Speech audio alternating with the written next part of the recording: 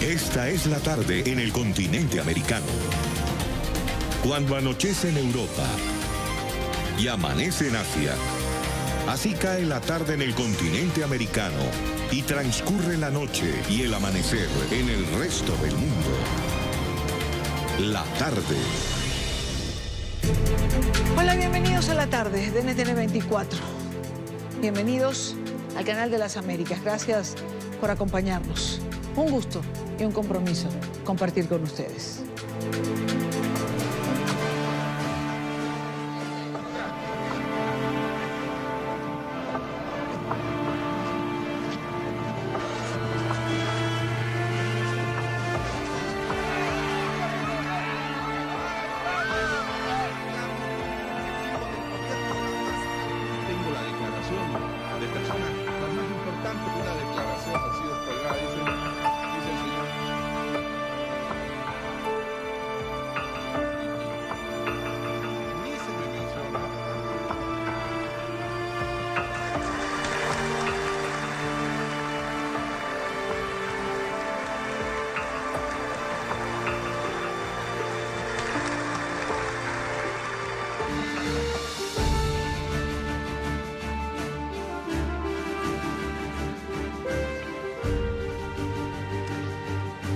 Conmoción en Perú. Alan García, expresidente de 69 años de edad, se ha quitado la vida en horas de la mañana de hoy. Lo hizo en el momento en que iba a ser detenido por orden judicial por presuntos delitos de corrupción vinculados al caso Odebrecht. Se disparó en la cabeza en una habitación de su residencia en Lima, donde se había encerrado a la espera de la llegada de su abogado. Fuentes médicas señalaron que García sufrió 3 paros cardiorrespiratorios durante la intervención quirúrgica a la que fue sometido después de ingresar al hospital.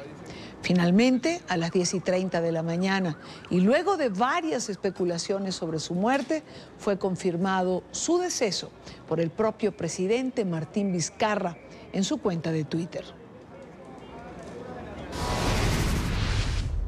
Consternado por el fallecimiento del expresidente Alan García, envío mis condolencias a su familia y seres queridos. El abogado de Alan García denunció que no se cumplieron los protocolos para detener al exmandatario. Señaló que de haberse cumplido el proceso, de acuerdo a la ley, la situación no hubiese tenido este trágico final. No aguantó la presión. Perú amaneció con los ánimos caldeados. A primera hora, la policía judicial cumplía con la orden de detención preliminar contra el expresidente Alan García por su presunta participación en casos de corrupción con la constructora Odebrecht. Sin embargo, los agentes no pudieron cumplir con el objetivo. Minutos antes de ingresar a la residencia, el exmandatario se encerró en su cuarto e intentó suicidarse. García se disparó en la cabeza, quedando en una situación de gravedad. Agentes de la División de Investigación de Delitos de Alta Complejidad lo trasladaron al Hospital Casimiro Ulloa en Miraflores y fue ingresado de manera inmediata al área de trauma shock. Según testigos, García estaba cubierto por una manta roja y poco después llegó al lugar uno de sus hijos y varios representantes del Partido Aprista peruano. Después, el director del hospital confirmó que el expresidente presentaba un disparo con orificio de entrada y salida. Adelantaban una operación para estabilizarlo y mantenerlo con vida. Pese a los esfuerzos de los médicos, casi 4 horas después de los hechos, el expresidente falleció. La justicia había ordenado la detención provisional por 10 días después de que el pasado domingo se difundiera que la empresa Odebrecht, en el marco del acuerdo de colaboración que mantiene con la justicia peruana, revelara que Luis Nava, secretario presidencial bajo su gobierno, y Miguel Atala recibieron $4 millones de la empresa para lograr el contrato de construcción de la línea 1 del Metro de Lima. García tenía desde finales del año pasado una orden de impedimento de salida del país, hecho que lo llevó a solicitar asilo en la Embajada de Uruguay, pero Montevideo rechazó su petición.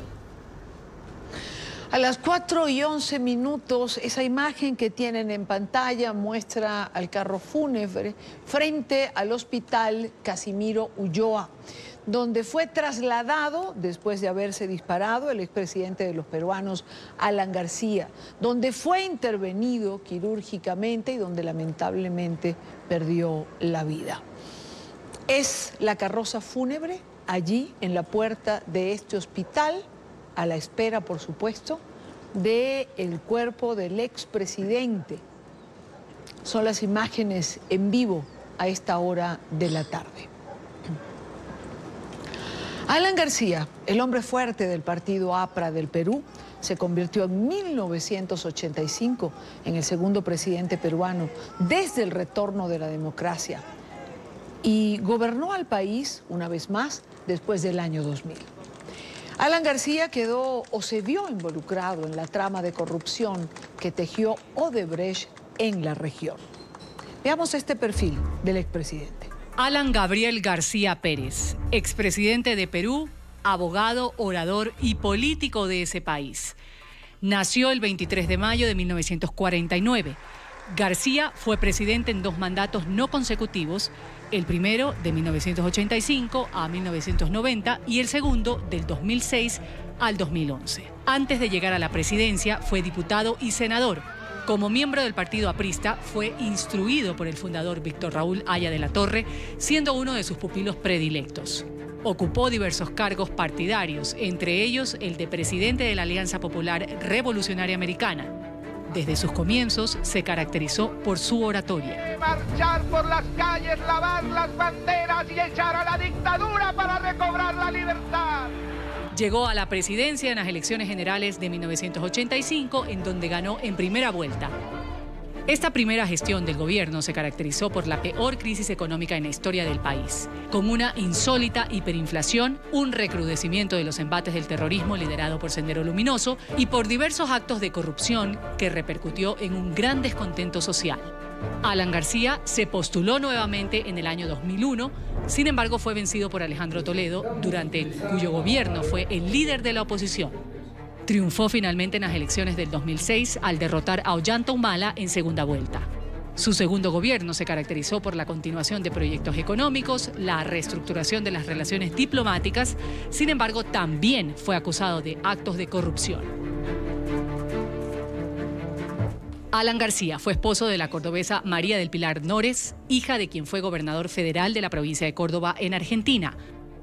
Alan García, padre de 4 hijos, Josefina García Nores, Gabriela García Nores, Luciana Victoria García Nores y Alan Raúl Simón García Nores. El Poder Judicial ordenó la detención preliminar por 10 días contra el expresidente García, así también contra su exsecretario general de Presidencia, Luis Nava, el ex vicepresidente de Petroperú, Miguel Atala, y sus respectivos hijos. La decisión judicial fue autorizada a pedido del fiscal del equipo especial Lavallato, José Domingo Pérez, quien investigaba al exmandatario por los presuntos delitos de lavado de activos, tráfico de influencias y colusión en el marco del caso Odebrecht. Hoy miércoles 17 de abril del 2019, Alan García se disparó en la cabeza cuando los oficiales de policía se preparaban para arrestarlo preliminarmente por asuntos relacionados con el escándalo de Odebrecht. Ha sido el presidente Martín Vizcarra quien confirmó su muerte. Alan García será velado en el aula magna de la Casa del Pueblo. Allegados al exmandatario informaron que el funeral se llevará adelante con ritos apristas en un lugar histórico para el partido al que pertenecía el 2 veces jefe de Estado peruano. Además de partidarios de esa organización política, también participarán algunas autoridades nacionales. Quiero saludar a Emilio García, periodista de nuestra cadena aliada Willax Televisión. Emilio, adelante con la información.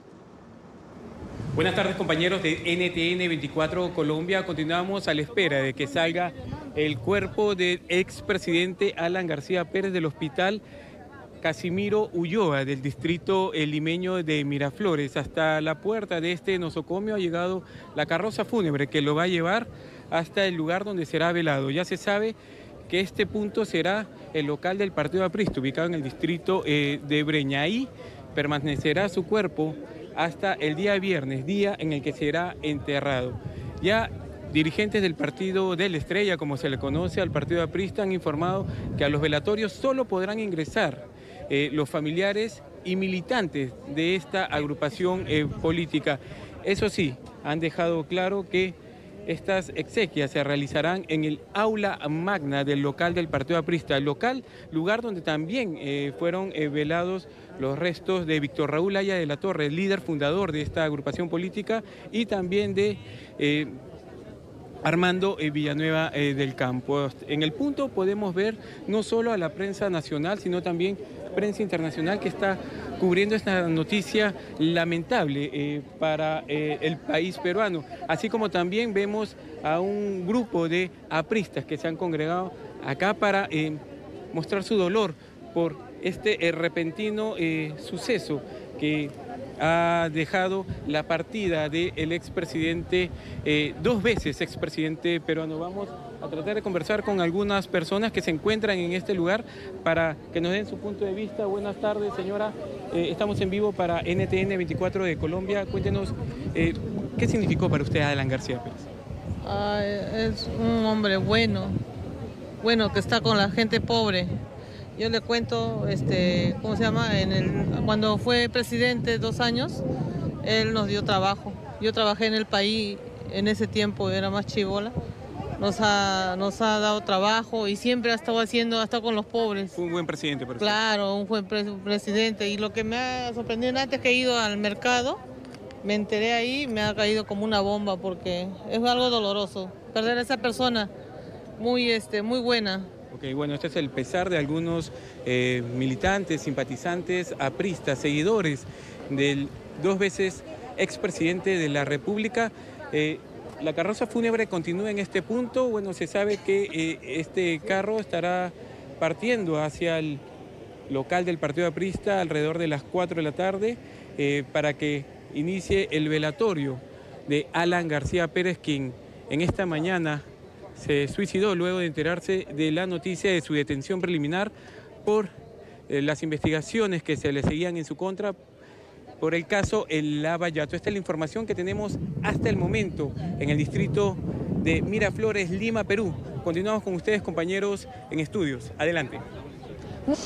Fue la última entrevista concedida por el expresidente Alan García la noche de ayer. Y a esta hora quiero saludar, nos acompaña desde Lima Jorge Geil, periodista gerente de medios informativos, precisamente del grupo RPP. Jorge, bienvenido, gracias por acompañarnos.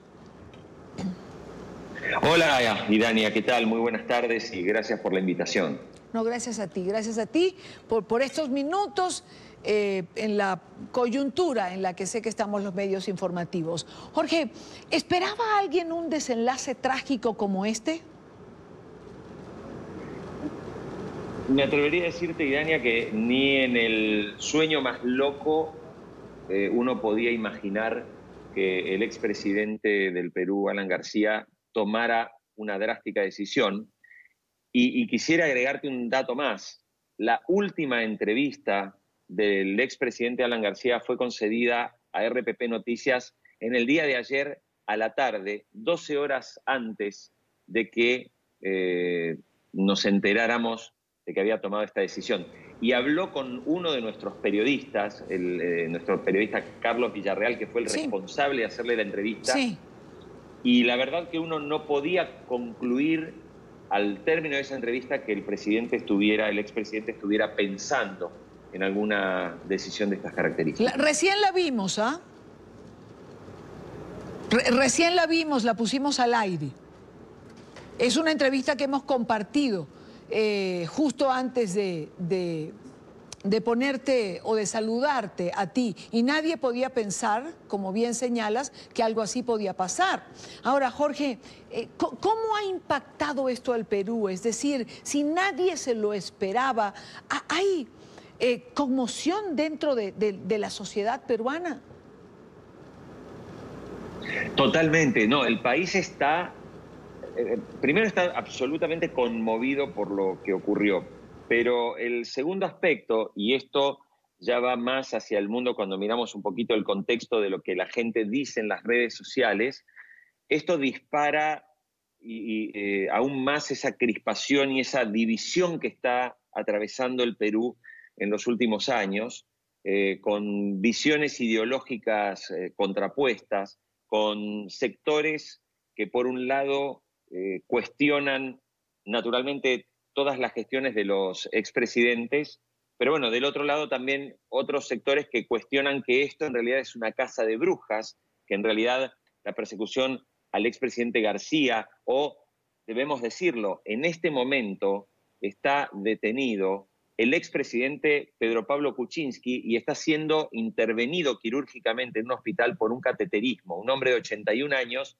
que acaban de dictarle que debe quedarse en la prisión. Entonces, hay un contexto muy complicado y en las conversaciones que hemos tenido con algunos analistas, Idania, algunos temen que esta trágica noticia, esta trágica muerte del expresidente pueda llegar a despertar algunos pequeños focos, incluso de no solo de agresividad política y verbal, sino que podría llegar a verse algún foco de alguna violencia de enfrentamientos, ¿no? Porque recordemos que el APRA es un partido importante y es un partido que también ha tenido sus divisiones internas.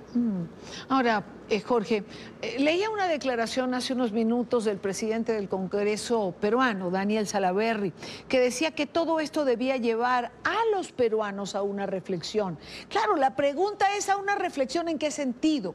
Hay dos posiciones, tú mismo las acabas de mencionar. Una reflexión pudiera ser detener una cacería de brujas, ¿qué nos está pasando? La otra es reflexionar en torno a la justicia y su curso, el cual debería seguir. Es decir, ¿qué hay que reflexionar? ¿O el Perú tiene que reflexionarlo todo? Es bien interesante el comentario que haces, Idania, y lo que dice el presidente del Congreso, Daniel Salaverry, porque esta crispación que acabo de describir, de esta gran división, tiene totalmente fragmentada a la sociedad y a las fuerzas políticas. O sea, uno tiene por un lado un partido tradicional del que Alan García es su principal baluarte, o era su principal baluarte, como es el APRA. Pero dentro del APRA también hubo fragmentación. Por otro lado, Fuerza Popular, que es el partido que sigue las ideas de Alberto Fujimori, tiene a su lideresa hoy en la cárcel, con prisión preventiva. Su lideresa, que fue candidata presidencial, está en la cárcel. Y luego uno ve que el partido de gobierno, quien está hoy en el poder, tiene al expresidente de la Nación también en la cárcel. Es decir, estamos viendo un contexto de un país que cualquiera diría que, si bien un escritor, digamos, desde un Alejo Carpentier o un Mario Vargas Llosa, o también el gran en su momento Gabriel García Márquez, se puede escribir una auténtica novela de lo que está pasando en el Perú, en una situación que hay que denominarla el huracán Odebrecht, que ha arrasado a toda América Latina, que ha afectado a toda América Latina y que dejó expuestos, muy expuesto, el entramado de corrupción que nos caracteriza como países. Y quiero decir que nos caracteriza porque estoy hablando de Perú, estoy hablando de Colombia, estoy hablando de Ecuador, estoy hablando de la Argentina. El tema Odebrecht definitivamente abrió una gran caja de Pandora que en el caso particular del Perú nos lleva sí también a que la justicia tiene que hacer su trabajo y que esta muerte, aunque Daniel Salaverry convoque a la reflexión que nos tiene que llevar esto es que de todas maneras tiene que continuar investigándose para que el país erradique ya de raíz esas tramas de corrupción que lamentablemente casi todos los funcionarios de gobierno siempre han tenido en algún punto de contacto. Al menos esto es lo que surge de muchas también de las investigaciones, ¿no? Ahora, Jorge, volviendo al expresidente Alan García, mucha gente se está preguntando qué tipo de funeral va a tener el expresidente García, porque es un expresidente. Estaba siendo investigado, mas no procesado, y mucho menos condenado. Exactamente. Bueno, como bien dices, como técnicamente había un pedido de detención, pero no había una comprobación efectiva y una acusación efectiva, no cabe esa condición legal que establece que si un presidente hubiera sido condenado, procesado y en caso de morir no merecería las honras que merece un expresidente. Como el expresidente García no ha llegado a ese punto, le corresponde el funeral que se le corresponde a un expresidente con la ceremonia, con la bandera media asta, que ya ha sido comunicado así por Presidencia del Perú. Corresponde el uso de la bandera a media asta por duelo por la muerte de un expresidente. Sí, le corresponden lo que sería para cualquier expresidente. Claro. En relación a lo que está ocurriendo, entiendo también, Jorge, que se abrió una investigación contra los fiscales que estaban realizando el allanamiento en la residencia del expresidente Alan García. Sí, a ver, cuando esta mañana, a las 6:20 de la mañana, más o menos, empezamos a recibir información de lo que estaba ocurriendo y ya empezaba a circular el rumor de lo que había pasado, lo que pasó fue que el abogado del expresidente Alan García tuvo un intercambio de palabras e hizo, digamos, un reclamo diciendo que el procedimiento no había sido el correcto, ¿no? O sea, la verdad es que la policía llegó, Alan García no estaba enterado, de hecho la entrevista hecha con RPP, se le preguntó específicamente eso y dijo, yo voy a estar en mi casa y estoy dispuesto a responder ante la justicia, etc. Bueno, cuando la policía llega, se produce una serie de intercambios de palabras y es donde el presidente pide subir a su cuarto, ¿sí?, a buscar algo, y ahí es donde él se encierra con llave y cuando se acercan los fiscales y piden que abran la puerta, se escucha el momento evidentemente se escucha un disparo y ahí se dan cuenta de la decisión que había tomado. Entonces, a raíz de esta denuncia se le inicia una investigación para ver si es que el procedimiento fue el adecuado, porque la discusión, y Dani, esta mañana, era cómo es posible que una persona que va a ser detenida con policías tenga el acceso finalmente a un arma y se dispare. Pero la realidad es que también dicen que técnicamente solo se le estaba comunicando esta decisión, pero todavía no estaba bajo la aprehensión de la policía. O sea, primero los fiscales tienen que informar y luego la policía tiene que actuar. Entonces, como Alan García se negaba a recibir la comunicación formal, técnicamente no estaba siendo todavía detenido. Y eso es lo que ha generado muchas dudas, sobre todo en las primeras horas, pero que luego se resuelve con la idea de esta investigación sobre los fiscales para ver si el procedimiento fue el adecuado. Pues te agradezco muchísimo, Jorge. Gracias por estos minutos con NTN 24, por ayudarnos a actualizar la información. Jorge Haley, gerente de medios informativos del grupo RPP. Buena tarde. Muchas gracias, Idania, y hasta cualquier momento. Seguro que sí. Gracias de nuevo. Reacciones, por supuesto, han sido muchas. Dentro del Perú, la ex candidata presidencial Keiko Fujimori y el ex mandatario Ollanta Humala reaccionaron a esta muerte ocurrida el día de hoy. En la cuenta de Keiko en Twitter se leía un mensaje en su nombre. Con mucha tristeza recibo la noticia de la trágica partida del expresidente Alan García Pérez. Mis más sentidas condolencias a la familia y a los miembros del Partido Aprista Peruano. Elevo mis oraciones por él y sus seres queridos. Por su parte, el expresidente Ollanta Humala escribía: mi familia y yo lamentamos el fallecimiento del expresidente Alan García Pérez. Respetemos el dolor de sus seres queridos. Alan García tenía al menos 3 procesos judiciales que estaban cursando en su contra en relación con el caso Odebrecht. Carlos Figueroa nos recuerda cuáles son esas causas por las que se le investiga. Carlos, buena tarde. Buenas tardes, Idani, a toda la audiencia de la tarde. La primera de ellas, el 31 de marzo del 2017. En ese momento, la Fiscalía abrió una investigación contra Alan García por el supuesto tráfico de influencias por presuntamente haber recibido sobornos de la constructora para favorecer la adjudicación de 2 tramos del Metro de Lima. La segunda, el 10 de junio del 2018. Allí se abre otro proceso contra el ex jefe de Estado, en esa oportunidad por la supuesta financiación ilegal de Odebrecht a su campaña presidencial, la segunda en el año 2006. Marcelo Odebrecht, el ex CEO de la empresa, afirmó que Alan García recibió en ese momento para esa campaña $200.000 y la justicia también investigaba el pago de $100.000 a García por una conferencia en Brasil. La Procuraduría peruana señaló que fue un pago simulado, que nunca hubo tal conferencia y que esos fondos salieron de la llamada Caja 2 de la multinacional carioca.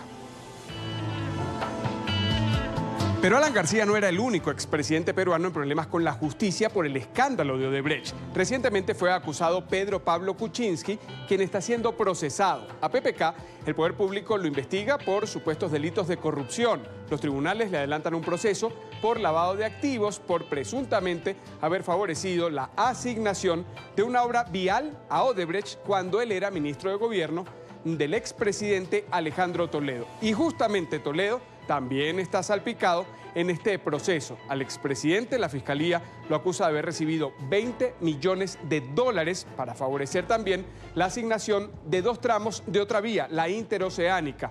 Toledo hoy es prófugo de la justicia. Y otro ex jefe de Estado involucrado es Ollanta Humala, él y su esposa Nadine Heredia. Ellos estuvieron en prisión por cerca de 9 meses, ambos acusados de haber recibido financiación de Odebrecht para la campaña presidencial en el año 2011. Humala había recibido $3 millones de la constructora brasileña. Y con un dato me despido, en esa misma campaña electoral, Keiko Fujimori, ex candidata, también está señalada de haber recibido fondos de la constructora brasileña. Buenas tardes.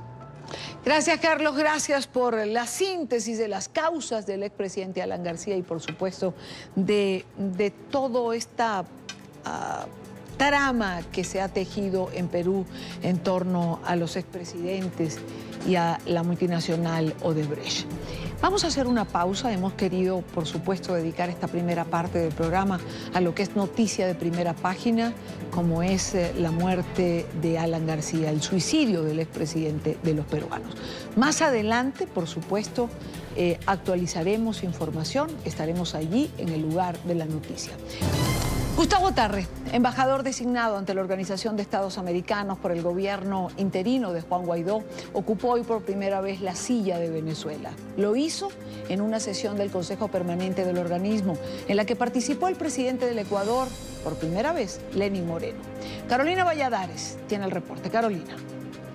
¿Qué tal? Buenas tardes. Se trataba esta de la primera visita del presidente de Ecuador en 17 años a este organismo internacional de la OEA. Su antecesor en el cargo, Rafael Correa, no había acudido durante todo su mandato. En su discurso, el presidente Lenín Moreno centró su discurso, de hecho, en 2 temas principales. Primero, quiso escenificar lo que supone su presencia ante este organismo, que supone un giro hacia el centro de lo que supone su política exterior. Dijo que Ecuador está aquí para el diálogo, para el consenso. Pero no olvidemos también que en su discurso habló Moreno sobre la usurpación de los poderes democráticos que ahora mismo se están dando en este hemisferio occidental. Ello en clara alusión a Cuba, también a Venezuela. Dijo que los golpes de Estado ya no existen en este continente porque los tiranos, los caudillos, como los llamó, llegan al poder a través de elecciones democráticas. Nuestras democracias no terminan de estar bajo amenaza. A diferencia del siglo pasado, cuando la democracia era quebrantada por golpes de Estado militares, hoy se cuartea y tambalea por nuevos estilos de autoritarismo, de tiranías, por gobiernos que, pese a haber sido elegidos en las urnas, abrigan ambiciones desmedidas en la búsqueda de un poder absoluto a perpetuidad. Hasta recurren a la promulgación de constituciones y leyes que les dan la apariencia de regímenes democráticos. El perfil es similar en nuestros países. Desarrollan un ejercicio arbitrario de la autoridad, exigiendo sumisión absoluta de todas las instancias a un personaje central y omnipotente, a un pensamiento único, a un personaje único impuesto. En ese proceso conculcan los derechos y las libertades individuales, socavan la independencia y las funciones del Estado, amordazan cualquier expresión de pensamiento crítico y criminalizan la protesta social. Desde que usted asumió la presidencia del Ecuador, ha tomado una serie de medidas que ratifican su talante de auténtico demócrata en la dimensión hemisférica, ya que la región se ha beneficiado de los aportes que su gobierno ha formulado en materia de política exterior para la defensa de los valores de la democracia y de los derechos humanos en el continente. Ecuador ha acompañado las principales resoluciones que el sistema interamericano ha aprobado en los últimos 2 años.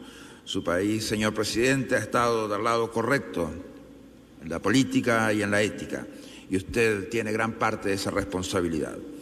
El hemisferio afronta importantes retos que debemos tratar con especial responsabilidad.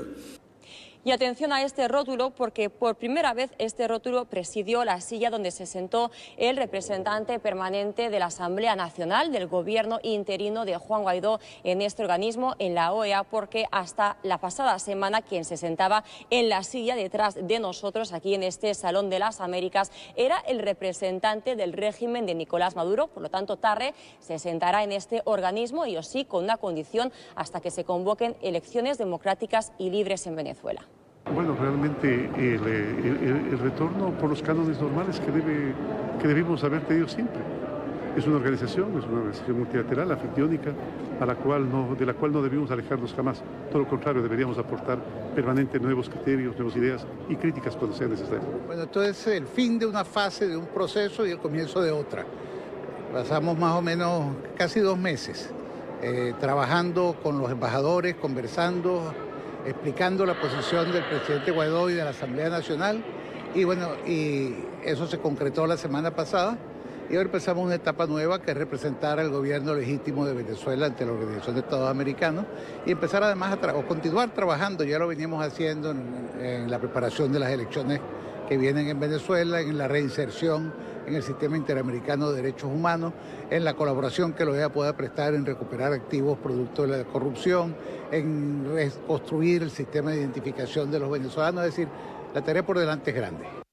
Y mientras tanto ya se inició la cuenta atrás para que el régimen de Maduro abandone este organismo, un proceso que puso en marcha el propio presidente Nicolás Maduro y que se hará efectivo el próximo día 27, es decir, en apenas 11 días. Ese es el reporte desde Washington. Carolina Valladares para NTN 24. Gracias, Carolina. Por otra parte, Estados Unidos impondrá nuevas restricciones a los viajes de sus ciudadanos a Cuba, impondrá límites a las remesas que reciben los cubanos de sus familias en territorio estadounidense. Así lo anunció esta tarde el asesor de Seguridad Nacional de la Casa Blanca, John Bolton, en un discurso en Miami. Ante los medios, Bolton también hizo público que se imponen sanciones al Banco Central de Venezuela. Paola Serna con la información. Paola. Hola, ¿qué tal? Muy buenas tardes. Pues bien, el asesor de Seguridad Nacional John Bolton habló hoy desde el Hotel Billmore aquí en la ciudad de Miami sobre lo que serán las nuevas políticas entre Estados Unidos y Cuba.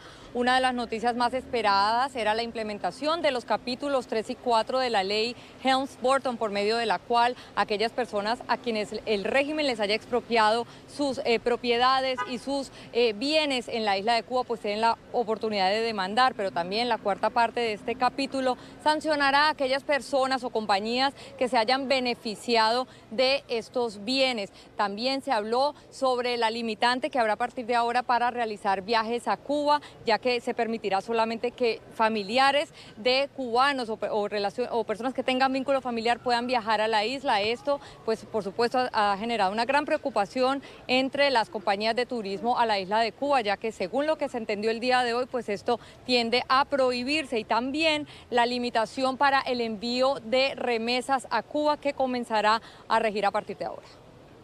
A los estadounidenses a los que les han robado su propiedad privada y ganada en Cuba, finalmente se les permitirá demandar. Además, por primera vez en más de 20 años tomaremos medidas para implementar el título cuarto de Helms-Burton. Cualquier persona que trafica en propiedad robada a los estadounidenses no recibirá una visa para los Estados Unidos. No son bienvenidos aquí. El asesor de Seguridad Nacional también comentó sobre lo que serán las nuevas sanciones en contra del Banco Central de Venezuela y también de Nicaragua, del Banco Bancorp y de Laureano Ortega, quien pudiera ser el sucesor de Daniel Ortega. Esta tarde también me complace anunciar nuevas sanciones contra el Banco Central de Venezuela para restringir las transacciones de los Estados Unidos con este banco y prohibir su acceso a los dólares de los Estados Unidos. El Banco Central de Venezuela ha sido crucial para mantener a Maduro en el poder, incluso a través de su control de la transferencia de oro por moneda. Los Estados Unidos utilizarán sus herramientas económicas a la máxima capacidad para restringir a Maduro y garantizar que sus amigos ya no roben lo que legítimamente pertenece al pueblo de Venezuela. Hoy también me complace anunciar que Estados Unidos sancionará a Bancorp, el fondo ilícito de Ortega.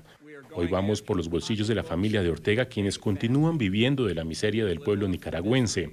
Esta tarde también estamos anunciando sanciones a Laureano Ortega, quien ha sido preparado como un sucesor por el régimen y se ha involucrado en una gran corrupción con el pretexto de liderar la Agencia de Inversiones de Nicaragua. Estos anuncios hacen parte de la lista de sanciones que desde la semana pasada se vienen realizando en contra de embarcaciones que transportaban petróleo venezolano, violando las prohibiciones de Estados Unidos.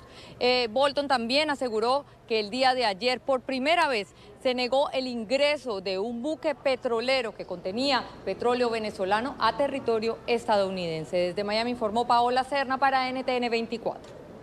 Gracias, Paola, por la información. La Organización de Naciones Unidas instó a las autoridades de Nicaragua a respetar el derecho a la protesta social. Un llamado que llega justo cuando hoy se ha convocado a nuevas protestas contra el régimen de Daniel Ortega.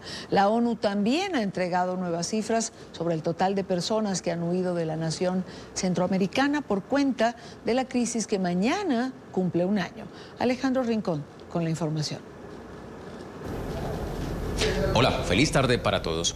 ACNUR, la Agencia de Naciones Unidas para Asuntos de Refugiados, es quien entrega esta nueva estadística. 62.000 las personas que han huido de Nicaragua por cuenta de la crisis sociopolítica que afecta ahora mismo a la nación centroamericana. Para la tarde de hoy, en Managua, se han convocado nuevas movilizaciones contra el gobierno de Daniel Ortega justo cuando llega el primer aniversario de la crisis en ese país, en reclamo de un cambio democrático y de un proceso político diferente al que se vive actualmente en ese país. Es en este contexto que llegan estas nuevas declaraciones de parte de la Secretaría General de la ONU pidiendo respeto para los movimientos de oposición. Es importante, muy importante, como un asunto de principios, que las personas puedan ejercer sus derechos de protestar pacíficamente y libremente. El secretario general lo ha dicho en el pasado y continuamos diciéndolo, que nos mantenemos listos para apoyar Nicaragua en sus esfuerzos para un proceso libre y de paz. Naciones Unidas es actualmente el principal organismo internacional que apoya a los nicaragüenses que se han visto forzados a salir de su país por cuenta de la crisis social y política. Estima el organismo internacional que por lo menos 55.000 personas han tomado refugio en Costa Rica y allí es donde se le prestan la mayoría de los servicios. Los encargados de este proceso hicieron la siguiente evaluación sobre la condición actual de los refugiados nicaragüenses. Entre estas personas que llegaron solicitando asilo, llegaron estudiantes, oficiales públicos, doctores, periodistas, defensores de los derechos humanos y granjeros. Un número significativo llegó en necesidad de apoyo psicológico, refugio y comida. En el transcurso de hoy también ha entregado declaraciones la Comisión Interamericana de Derechos Humanos en reacción al primer aniversario de la crisis sociopolítica en Nicaragua. En concepto de esta entidad adscrita a la OEA, allí en la nación centroamericana permanece un estado policial que reprime permanentemente a las voces de oposición y consecuentemente esta entidad, la CIDH, hace un llamado a Daniel Ortega para que permita y no reprima más los movimientos de oposición. Es todo lo que tenemos para ustedes por ahora. Continúen con más en el Centro Internacional de Noticias. Buenas tardes. La fe continúa siendo uno de los principales motores de los venezolanos ante esta grave crisis que enfrenta el país. Este miércoles se celebra la tradicional procesión del Nazareno de San Pablo y los ciudadanos acuden a venerar su imagen con una petición: tener un mejor país. Aseguran que confían en que pueda haber una mejor situación en Venezuela y esta quizás ha comenzado a dibujarse con la entrada de la ayuda humanitaria que ha dado esperanza a millones de enfermos. Luis Alejandro Laya tiene el reporte en Caracas. Luis, adelante. Hola, buenas tardes. Este miércoles santo se celebra en Venezuela el Día del Nazareno de San Pablo. Los feligreses han concurrido a la Basílica de Santa Teresa en el centro de la ciudad de Caracas para rendir honor y homenaje a este santo. Muchos a pagar penitencia y otros a pedir, principalmente por el país, que haya paz, que haya salud para los ciudadanos y sobre todo que haya cambios, que los hagan vivir una mejor vida. Ahorita por el país, y señor, para que haya paz para todos, progreso, que el gobierno actualmente busque maneras de rectificar todos sus errores para que todos tengamos paz, trabajo, disciplina, buena moral, harta moral. Estos son los deseos y las peticiones de quienes visitan al Nazareno, un mejor país, que haya paz y salud. Le pido mucha organización para que salga toda esta situación que estamos pasando. Yo le vengo a pedir por la paz de Venezuela, por mi familia, por el prójimo y para yo conseguir un buen empleo, porque estoy desempleada. La señora María de Lourdes tiene casi 60 años siendo fiel al Nazareno y asegura que mantiene su fe en que puede solucionar la situación del país. Mi abuelita me trajo una promesa y después seguí viniendo. Y desde entonces, después yo le pedí al Nazareno 2 cosas más y me las cumplió. Por su parte, el mensaje del cardenal Baltasar Porras llamó a los feligreses a ser más amigos, a ayudar al prójimo, que hoy en el país pasa grandes dificultades. Tengamos pasión por el mal que vemos cuando observamos a tanta gente hurgando en un basurero en búsqueda del bocado que mitigue su hambre. Tengamos pasión por las personas que vemos bañándose en el Guaire porque no tienen agua limpia para sus necesidades. Celebró el ingreso de la ayuda humanitaria de la Cruz Roja y pidió que se permita también el ingreso de la que ha sido donada a la iglesia, pues denunció irregularidades en las aduanas. Porque nos ha pasado pues ya con algunos en que se nos quiere decomisar y que se quiere cobrar pues en dólares o en pesos pues alguna comisión para dejarlo entrar. Todo ello es para servir y para ayudar al que lo necesita y no es para el propio lucro. Cardenal pidió que esta ayuda humanitaria que ingresó al país favorezca a los más desposeídos. Precisamente este miércoles la Cruz Roja entregó a uno de sus hospitales una parte de los insumos que arribaron a Venezuela este martes. Indicaron que es material para atender emergencias y cirugías menores y que estiman pueda durar 1 mes y medio de atención. Nosotros estamos trabajando con necesidades. En este momento estamos evaluando las necesidades reales. Lo que recibimos ayer son material que se distribuye normalmente en situaciones de emergencia. Y nos vamos a enfocar en las necesidades reales, la que sea. En cada centro asistencial serán conformadas comisiones de vecinos, médicos, sociedades de medicina y Federación Farmacéutica para que haga seguimiento a esta ayuda y se garantice su correcto uso. Porque queremos que esa misma comisión de Contraloría sea local y pueda hacer el seguimiento adecuado para que esta ayuda llegue a quien tiene que llegar. Además, el presidente de la Cruz Roja venezolana aseguró que politizar esta acción solo empaña y entorpece los esfuerzos, por lo que pidió a las partes que eviten abrogarse este logro. Cada vez que de alguna manera se trata de politizar esta ayuda, más bien se perjudica el trabajo que estamos haciendo. También piden que esta ayuda humanitaria pueda llegar a todos los ciudadanos, sin distingo político y sin politización. Han exigido que no solamente sea repartida de forma equitativa, sino que también se tome en cuenta a quienes son los más vulnerables hoy en día. Desde Caracas, Venezuela, para la tarde de NTN 24, Luis Alejandro Laya. Gracias a Luis Alejandro, gracias por su resumen de lo que es este día y evento particular para los venezolanos. Pero ya que hablamos de la ayuda humanitaria en esta parte del programa, quiero saludar a Feliciano Reina, fundador de la organización Acción Solidaria, quien durante muchísimo tiempo ha trabajado alertando sobre la crisis humanitaria que atraviesa el país, sobre la necesidad de traer esta ayuda al país para paliar de alguna manera el sufrimiento de muchos venezolanos. Feliciano, gracias por acompañarnos, bienvenido. Buenas tardes, Idania.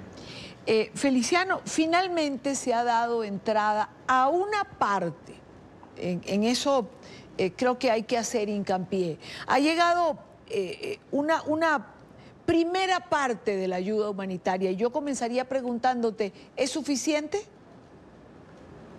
Y Dania, yo creo que es importante señalar que ayuda humanitaria ha estado ingresando al país sin poder llamarla de esa forma, desafortunadamente. Es decir, desde el año 2016, organizaciones de sociedad civil, escuchaba ahora hablar a Monseñor Porras en esta parte al principio de tu programa, y él hablaba de las dificultades, pero bueno, eso es parte de lo que hemos venido haciendo varias organizaciones, incluyendo, por ejemplo, Cáritas, nosotros desde Acción Solidaria, de nuevo desde el año 2016. Tiempo después, 2018, fines de 2017, la Organización Panamericana de la Salud, la UNICEF también han estado trayendo ayuda al país en la forma de medicinas, de insumos médicos, de fórmulas, digamos, de tipo nutricional para niños que necesitan porque tienen estados graves, avanzados de desnutrición. Lo que sí tiene de particular este ingreso por parte de la Federación Internacional de la Cruz Roja y la Cruz Roja Venezolana es que finalmente se le llama humanitaria. Es decir, tiene ya el adjetivo por el cual hemos estado, digamos, abogando por mucho tiempo, porque ya considerarla ayuda humanitaria, ya considerar que el país está en un contexto de emergencia humanitaria compleja, así veníamos llamándolo desde el año 2016 de nuevo, esto abre puertas entonces a que se implementen mecanismos para responder a una situación de naturaleza humanitaria. Hasta ahora, quienes están en el poder en Venezuela se habían negado a reconocer la naturaleza humanitaria del daño tan grave que estaba sufriendo la población, además por efectos de sus propias políticas, también por efectos de la gravísima corrupción, y esto no permitía entonces que se movilizaran las ayudas en la dimensión que necesitan y respondiendo a la severidad del daño causado. De manera que esto sí tiene digamos, como aspecto muy significativo que ya haya un reconocimiento a la situación humanitaria del país y que entre al espacio humanitario un actor como la Federación Internacional de la Cruz Roja y la Cruz Roja Venezolana. Claro, y ellos han hecho hincapié, Feliciano, en que no se politice la entrega de esta ayuda.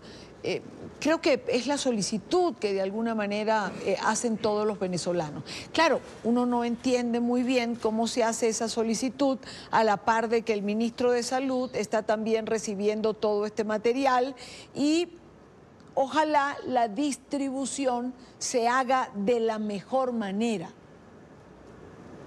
Sí, esto, la verdad, Idania, es que uno esperaría que baje, digamos, ya el ruido alrededor de esta entrada. De nuevo, que se entienda que ya ha venido entrando ayuda a Venezuela de distintas formas, por medio de distintas organizaciones y de nuevo, con contenidos, pero por supuesto de manera insuficiente. Tú lo decías al principio también, esta de la Cruz Roja Venezolana es todavía muy distante de la necesidad enorme que hay en el país. Es todavía una brecha que digamos, para poder cumplir con los objetivos de la ayuda humanitaria, que es salvar vidas, que es aliviar sufrimiento, que es recuperar la dignidad de la vida, hay de nuevo una enorme brecha. Sin embargo, bueno, es importante, como digo, que entrara y ojalá que de nuevo baje el ruido de estos primeros días y ya todo lo que tiene que ver con la situación tan grave de naturaleza ya política del país y que requiere también de cambios y los requiere de manera igualmente urgente, pero que pueda llevar su propio cauce, mientras que las necesidades de la población desde el punto de vista humanitario puedan tener su propia respuesta.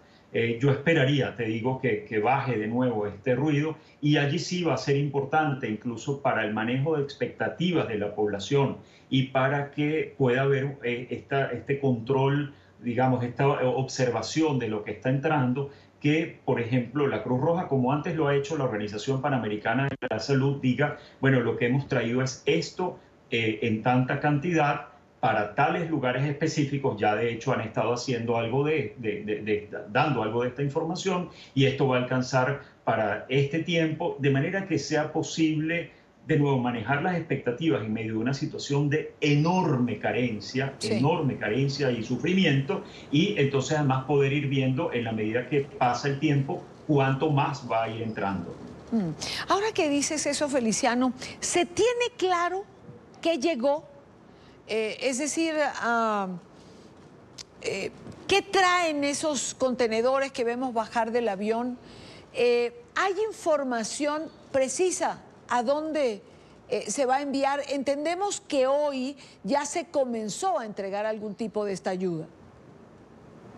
Sí, yo creo allí, Idania, que más allá de la información que ya se ha dado en términos de que vienen, por ejemplo, estos generadores eléctricos, plantas eléctricas, que vienen garrafones y pastillas para purificar el agua, y también insumos médicos, como decían, de manera muy general, ¿no? Para intervenciones quirúrgicas de emergencia. Sí creo que tiene sentido dar un detalle mayor.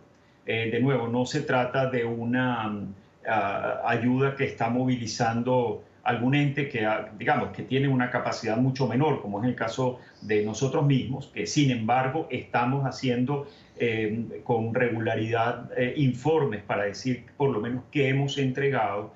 Yo creo que es importante que aquí la Cruz Roja, inclusive eso, para el manejo de expectativas, pueda decir qué trae, cuánto trae, para dónde va, cuánto tiempo va a alcanzar. Pensemos, Idania, que cuando están hablando de llegar a los 8 hospitales de la Cruz Roja, 12 de salud pública, cuando tú sumas esto, si es que son distintos, a lo mejor más bien se complementan, con unos 28 a los que va a estar llegando la Organización Panamericana de la Salud de este año, bueno, hay todavía una brecha enorme, como decía, en atención, porque necesitarías por lo menos 80 hospitales del país dotados, no solo de algunos insumos para alguna atención particular, sino también, de nuevo, plantas eléctricas, que funcione el agua, que haya reactivos, que los equipos estén también funcionando adecuadamente, las cocinas, la nutrición.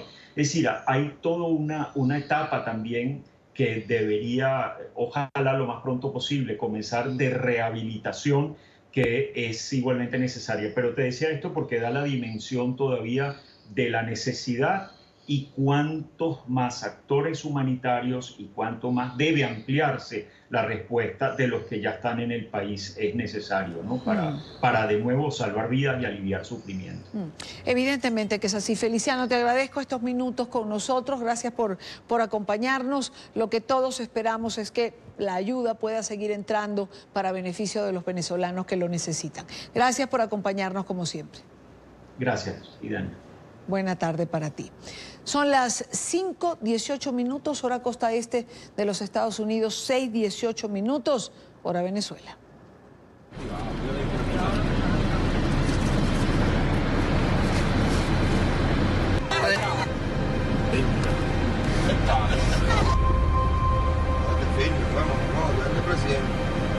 Sin trabajar.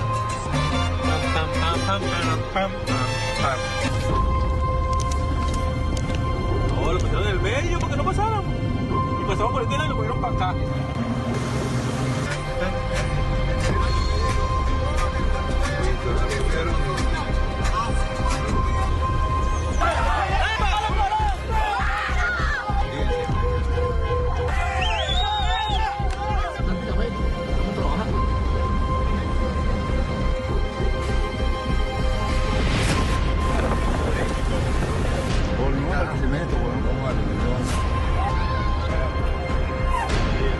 Miguel, no estamos cansados de este maltrato y un mal prieto.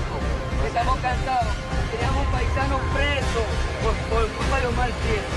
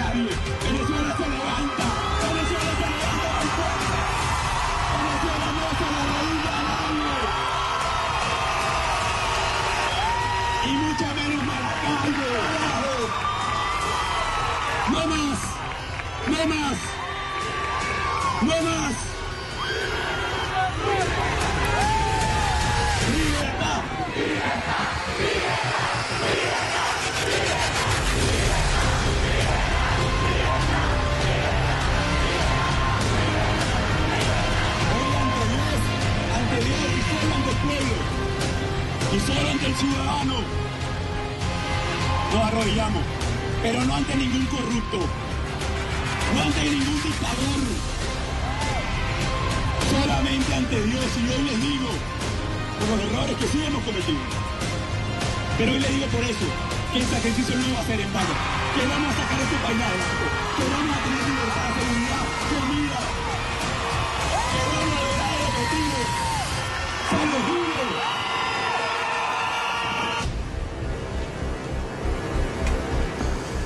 Este video que recién acabamos de ver es un video realizado por el equipo de comunicaciones del presidente interino de Venezuela, Juan Guaidó.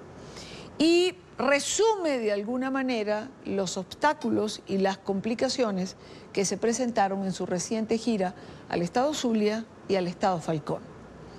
Lo que tuvieron que hacer, lo que tuvieron que inventar para evitar encontrarse con estos trancones que hacían los colectivos afectos al régimen de Nicolás Maduro.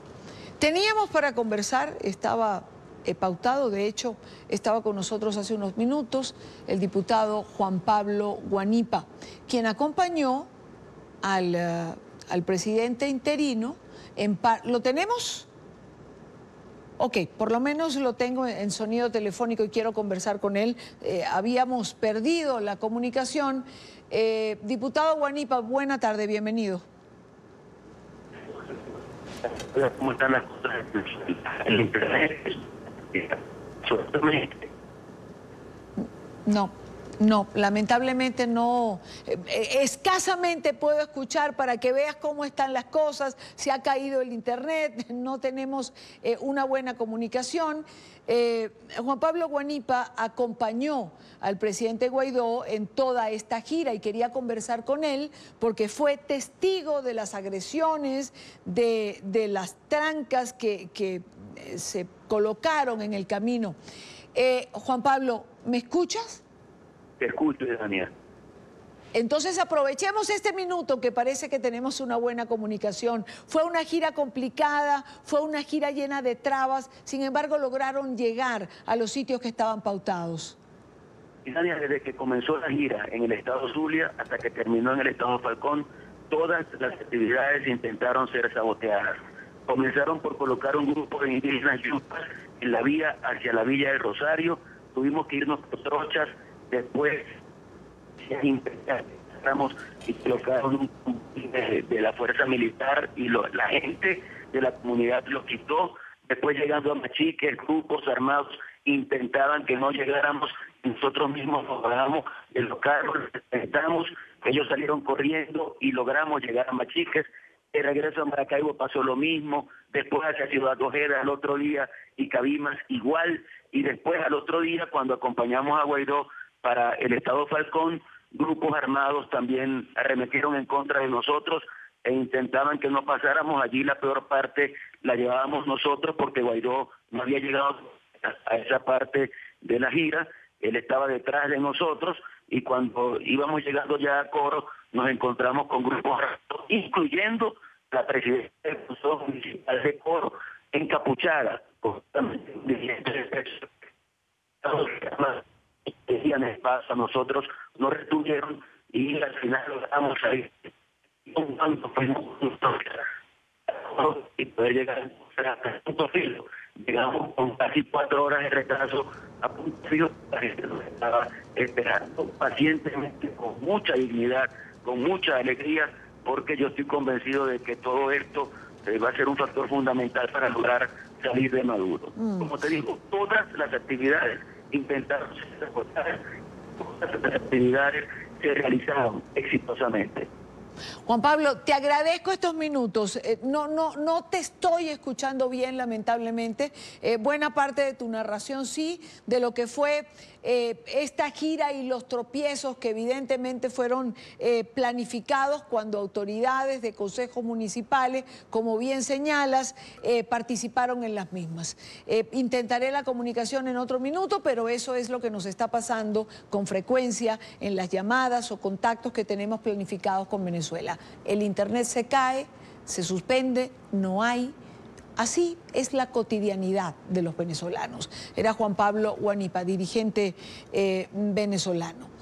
Cuando son las 6:25, hora Costa Este y Venezuela. Anteriormente les di una hora diferente, ambos tienen en este momento la misma hora. Quiero cerrar esta parte del programa con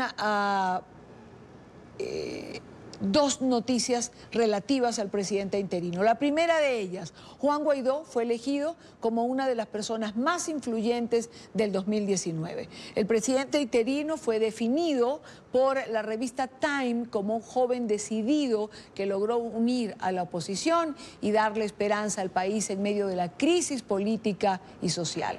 La publicación lo presenta como un líder único y con coraje. Entre otras personalidades influyentes nombradas por esta revista se destacan el presidente de los Estados Unidos, Donald Trump, el mandatario de Brasil, Jair Bolsonaro, la ex primera dama de los Estados Unidos, Michelle Obama, la actriz mexicana Yalitza Aparicio, que participó en la película Roma, y el Papa Francisco. Y ya por último, antes de irnos al corte, Juan Guaidó participó en una de las procesiones al Nazareno de San Pablo que se realizan en varios estados de Venezuela. Lo hizo en su natal estado Vargas, donde nació y creció. En estas imágenes que nos acaban de llegar se puede ver al mandatario encargado cargando la imagen religiosa que hoy veneran y conmemoran los venezolanos.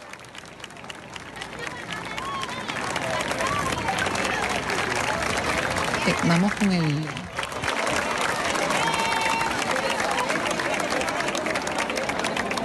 avanza, Luis. Vamos para el centro. Para el centro.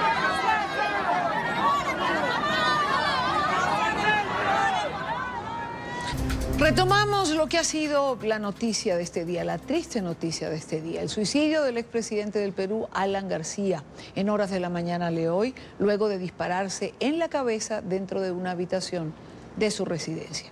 A esta hora, como decía hace unos minutos, se espera el traslado del féretro con los restos mortales del expresidente desde el hospital Casimiro Ulloa hasta el aula magna de la Casa del Pueblo, donde va a ser velado.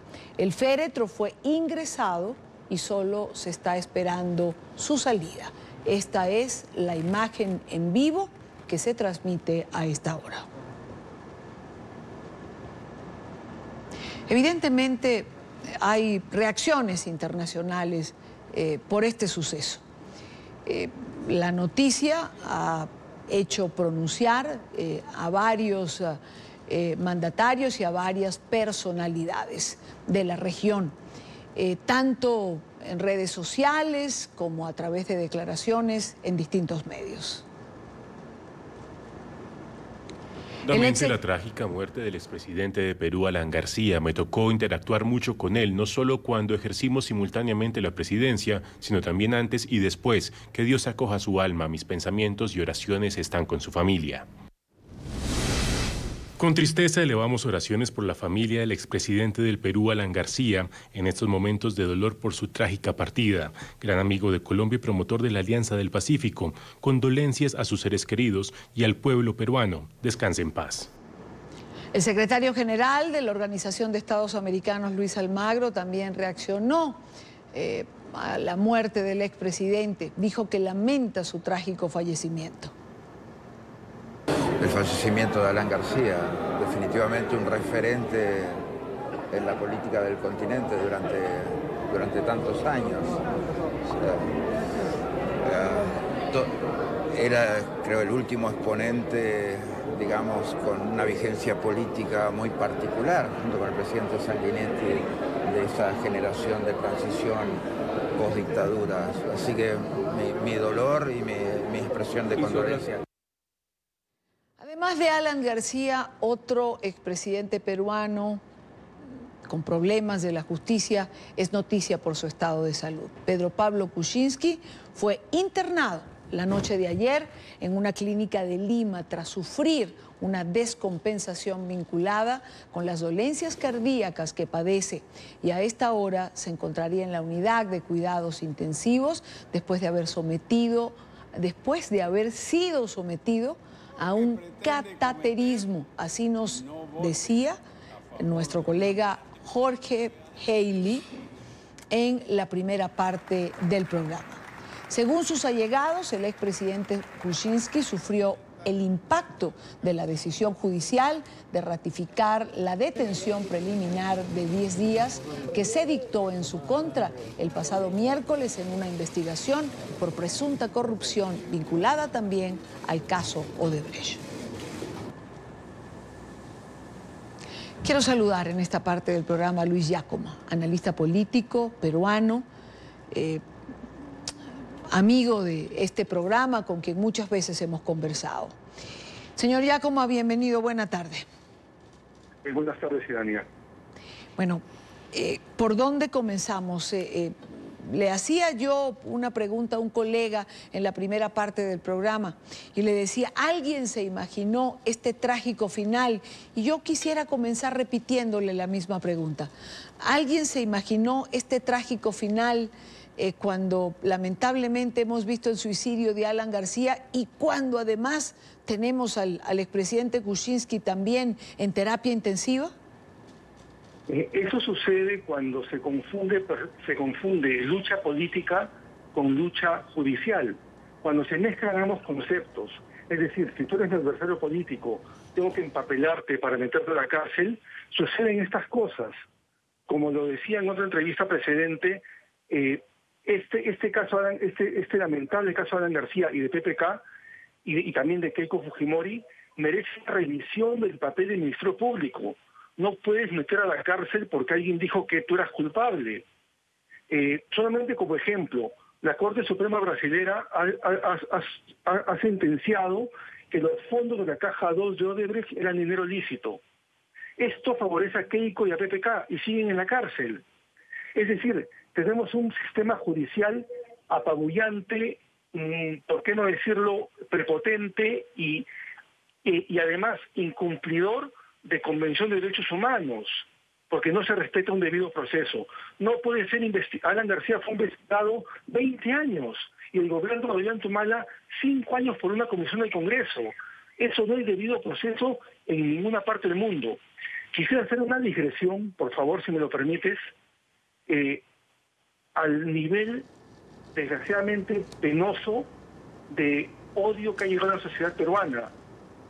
Hay sectores políticos que festejan el suicidio de Alan García, sectores de izquierda, y eso no puede ser. Eso es romper normas de convivencia y romper normas de convivencia social establecidas supuestamente en una sociedad civilizada. Eso para empezar. Ahora, ¿tengo al señor Giacomo? Sí, estoy acá. Ok, quería referirme a algo de lo que usted señala, porque la situación como usted la plantea es una situación que puede derivar en algo que no podemos predecir. Es decir, cuando se rompen las normas de convivencia social, ¿a qué estamos empujando a la sociedad peruana?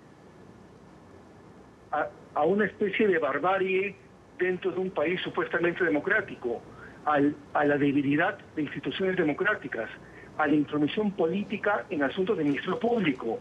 Hoy día, por ejemplo, se estaba especulando que el presidente Vizcarra iba a ir al sepelio de García y la familia le ha insinuado que no vaya, porque hay una relación directa en estos momentos entre el Ministerio Público y el gobierno de Vizcarra. Igualmente, y esto yo lo dije en una entrevista contigo hace unos meses, la ONGización de la justicia. Una ONG-IDL manda en el Ministerio Público. Y eso es romper no solo normas de convivencia democrática, sino romper la ley. Y eso es gravísimo en una sociedad. Si hay algún antecedente, en la época de Velasco, del dictador Velasco, del dictador militar, se rompieron estas normas de convivencia democrática que costó mucho recuperar, ¿no? Y en este caso concreto, es lamentable el suicidio de un político y de cualquier persona, por un tema de persecución judicial, implacable, prepotente. Lo mismo a PPK y lo mismo a Keiko. ¿Coincidencias? No lo creo, correlación sí. Ahora, eventos como estos que estamos viviendo el día de hoy, señor Giacomo, polarizan aún más la ya polarizada sociedad peruana. totalmente cierto. Que esto debe parar ya. El cardenal Cipriani ha emitido un comunicado pidiendo que ya cese el odio, porque la justicia se está usando como instrumento político. Y eso, y lo reitero, eso es barbarie y eso es dictadura. Es decir, tenemos una democracia de nombre, escenográfica, de utilería. Uno ve atrás y ve dictadura y barbarie.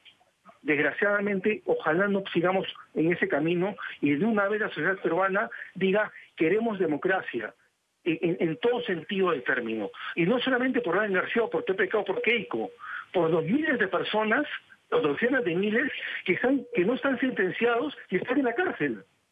El 80% de los presos en el país no están sentenciados y están en la cárcel. ¿Merecemos llamarnos sociedad democrática? ¿Aló? Es la pregunta, señor Giacomo, que muchos se hacen, si merecen llamarse sociedad democrática. Ahora, usted insiste en señalar que la justicia está siendo usada como herramienta política, mientras otros ponen de ejemplo la justicia peruana. Bueno, mire, voy a ser muy concreto en esto. Soy abogado y tengo un caso en el Ministerio Público. Y es un caso muy sencillo. Le llega una notificación a mi cliente diciéndole que él estuvo en tal lugar, tal fecha. Y mi cliente estuvo en el extranjero. Demostramos eso y el proceso continúa sin cambio alguno. Aquí hay una debilidad de las instituciones y una intromisión, y reitero esto, de la política y de una ONG, el Instituto de Defensa Legal, en todo lo que es Ministerio Público. Y este es el desenlace. Llevar a una persona a un estado de angustia tal que se suicida, y en el caso de PPK, llevarlo a una persona de 80 años que está en cuidados intensivos. Y en el caso de Alberto Fujimori, anular un indulto. Ahora, reitero eso. Estos son 3 casos paradigmáticos de persecución estrictamente judicial.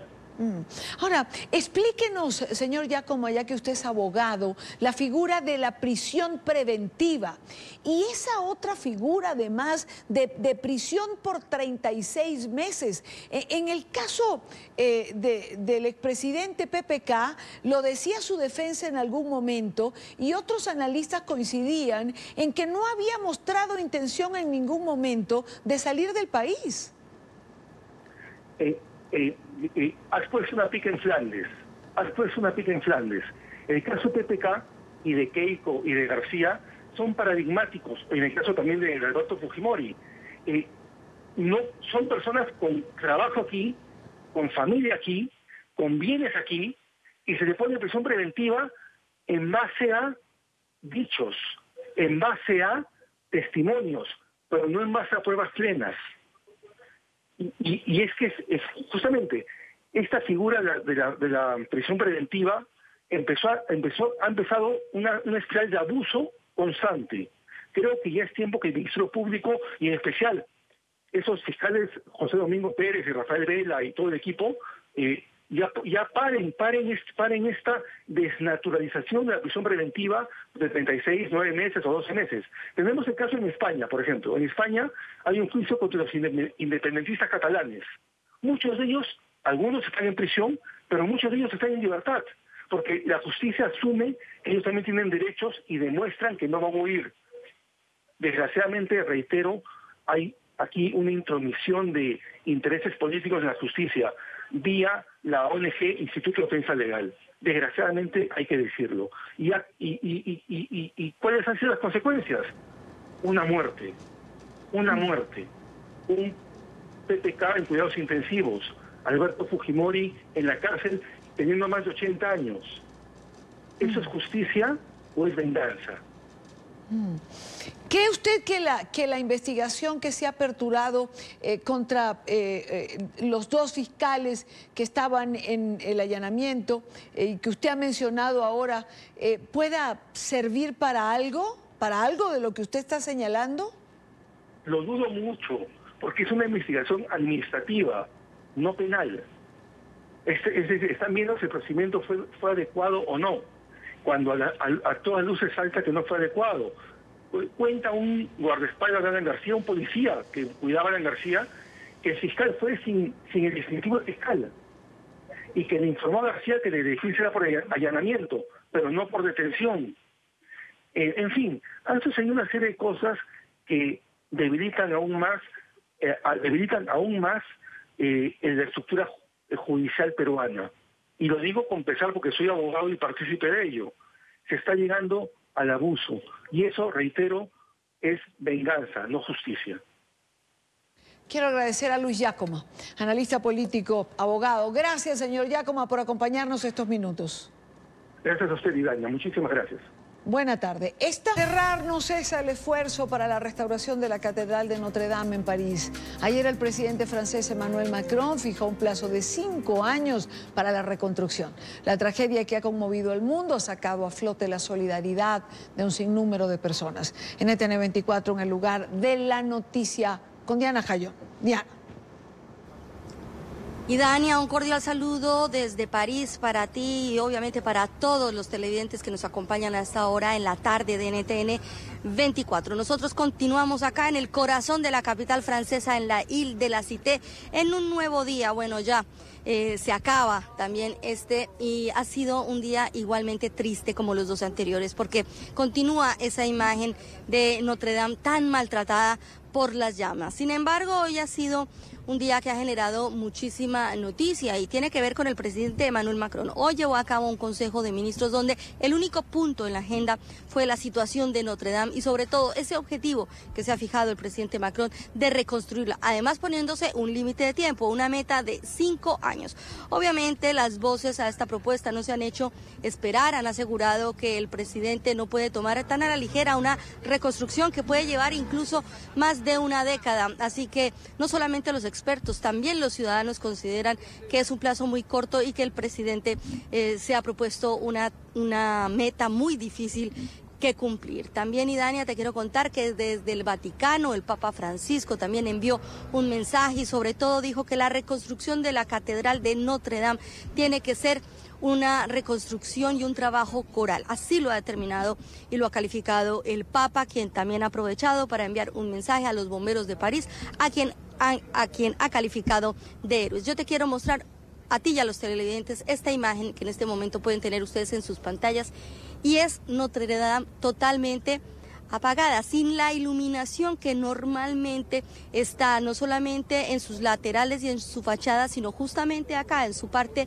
trasera, que para muchos además es el lugar más bello del exterior de la catedral. Su parte de atrás ya no está esa torre metálica, esa flecha que se erguía y que en su punta tenía un elemento muy importante, un gallo. Ese gallo, y Dani, afortunadamente el día de hoy ha sido encontrado entre los escombros y es importante porque fue la última pieza que se colocó al construirse la catedral hace ya 857 años. Después de 153 años de ardua construcción, finalmente culminó cuando pusieron la imagen de este animal, de un gallo, en la punta de esta torre de metal.